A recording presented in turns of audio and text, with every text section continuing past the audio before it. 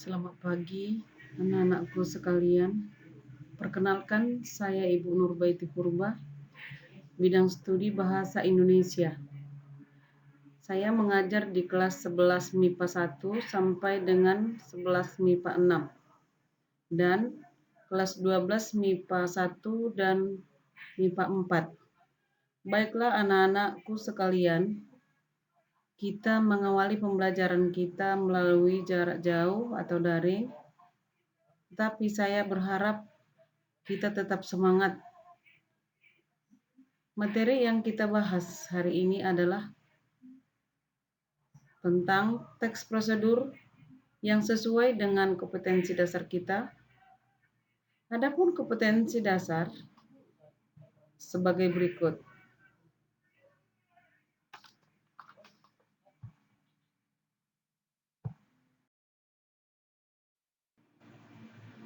Adapun materi pembelajaran hari ini yang berhubungan dengan KD yang akan kita sampaikan atau kita pelajari adalah sebagai berikut, yaitu KD 3.1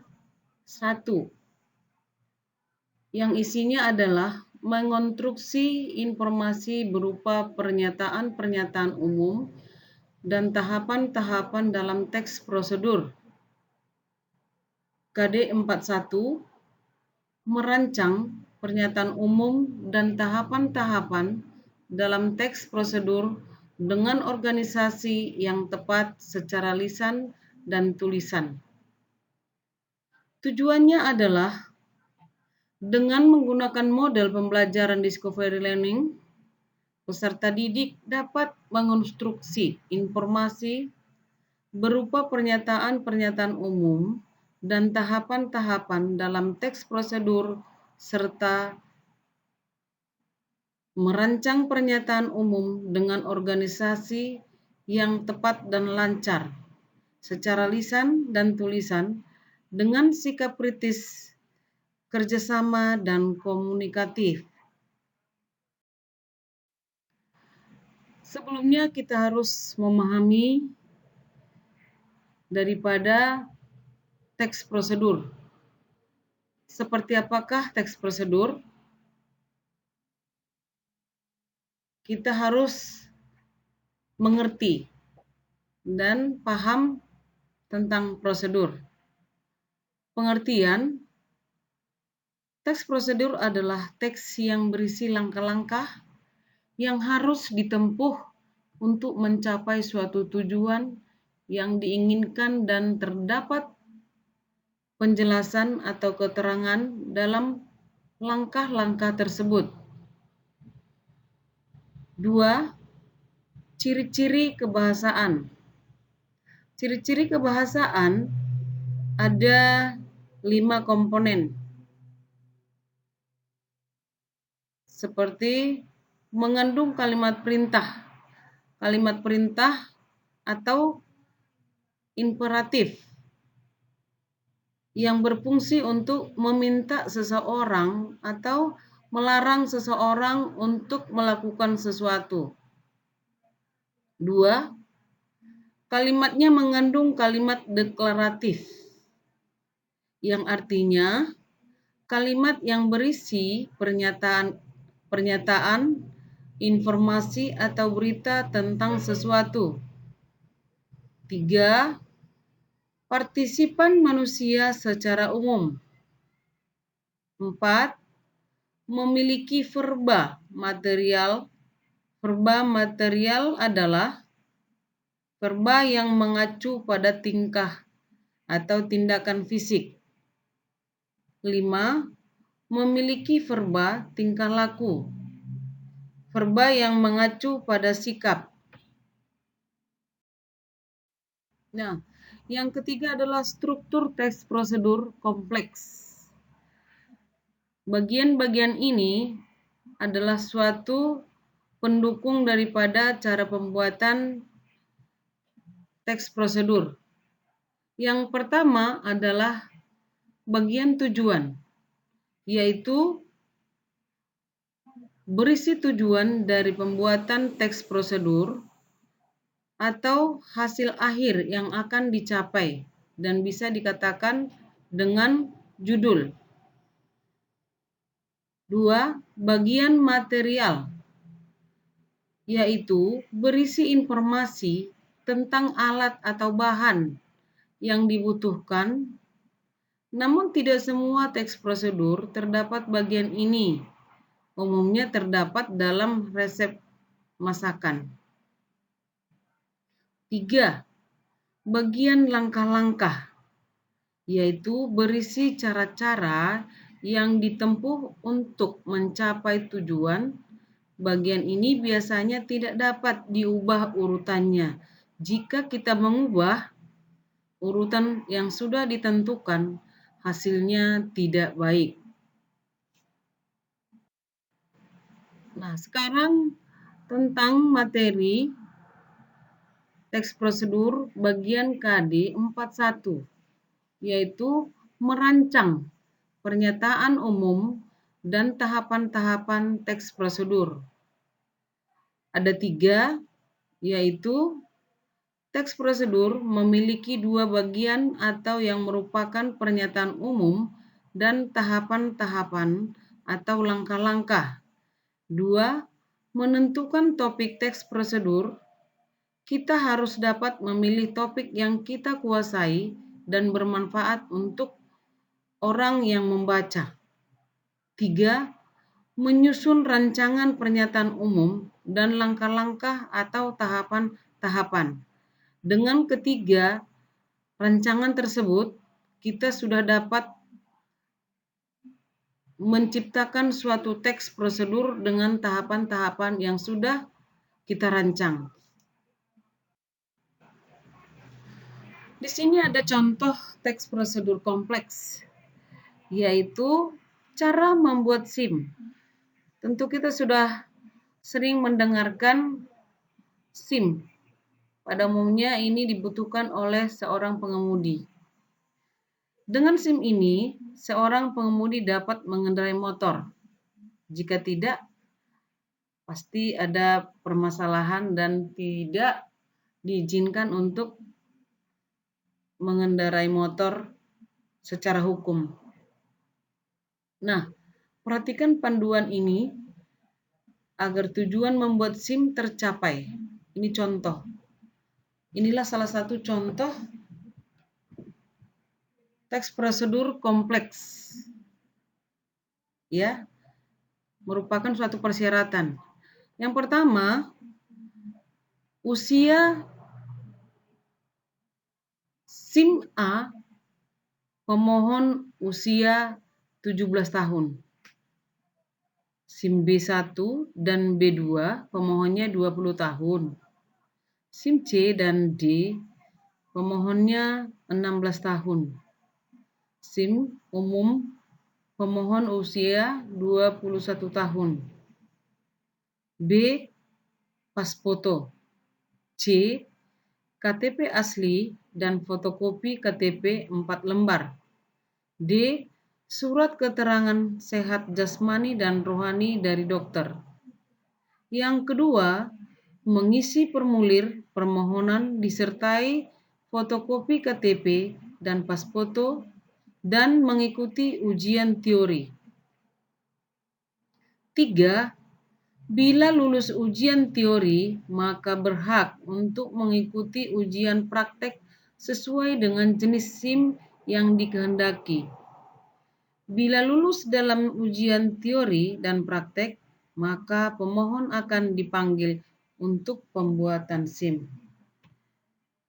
Persyaratan untuk pembuatan SIM. Sekarang kita akan beranjak kepada pengertian mengorganisasikan, yaitu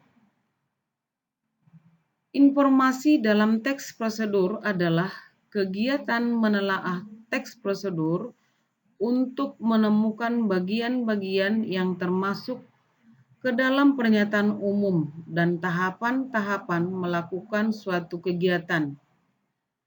Pernyataan umum atau penjelasan umum ialah tulisan yang berisi tujuan atau hasil akhir yang akan dicapai jika seseorang mengikuti langkah-langkah yang ada pada teks tersebut.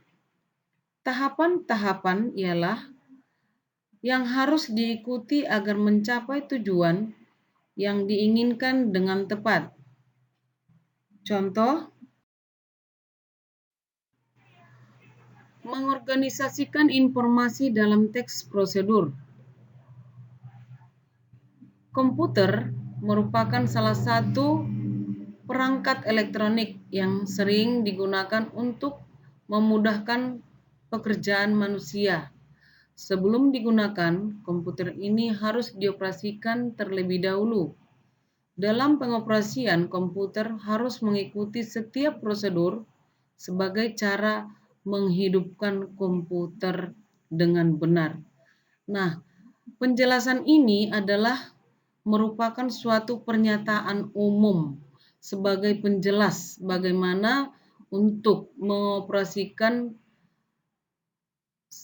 komputer agar dapat kita menghidupkan komputer dengan benar. Juga disediakan cara untuk menghidupkan komputer dengan benar, maka ikutilah langkah-langkah berikut. Langkah-langkah ini dikatakan atau disebut dengan tahapan-tahapan. Jadi, langkah-langkah tersebut harus sistematis, tidak bisa diubah, karena jika diubah nantinya hasilnya tidak baik. Jadi kita harus berdasarkan tahapan-tahapan yang telah disiapkan dan sistematis. Seperti menghidupkan komputer dengan benar. Di sini ada langkah-langkah. Ada 5 langkah untuk menghidupkan komputer dengan benar. 1. Buka penutup layar monitor atau CPU. 2. Pastikan saklar yang menyediakan arus listrik terhubung dengan kabel power ke stabilizer atau CPU komputer. 3. Tekan tombol power pada CPU dan tombol power monitor. 4. Komputer akan loading. Tunggu proses ini sampai selesai. 5. Setelah selesai proses loading, komputer siap digunakan. Nah, semua tahap-tahap ini disebut langkah-langkah. Jadi langkah-langkah ini untuk menghidupkan suatu komputer, inilah yang dikatakan dengan tahapan-tahapan, bertahap satu demi satu. Sehingga dengan siapnya, dengan adanya tahap pertama, kedua, ketiga, dan keempat, dan selanjutnya, inilah yang dikatakan dengan tahapan-tahapan di dalam teks prosedur. Jadi, di dalam teks prosedur itu harus dan mempunyai ada 2 tahapan, yaitu pernyataan umum sebagai penjelas, penjelas untuk pengantar daripada cara yang kita akan lakukan di dalam pembuatan menghidupkan komputer. Jadi kita harus pahami benar dengan langkah-langkah atau tahapan-tahapan yang sudah kita siapkan.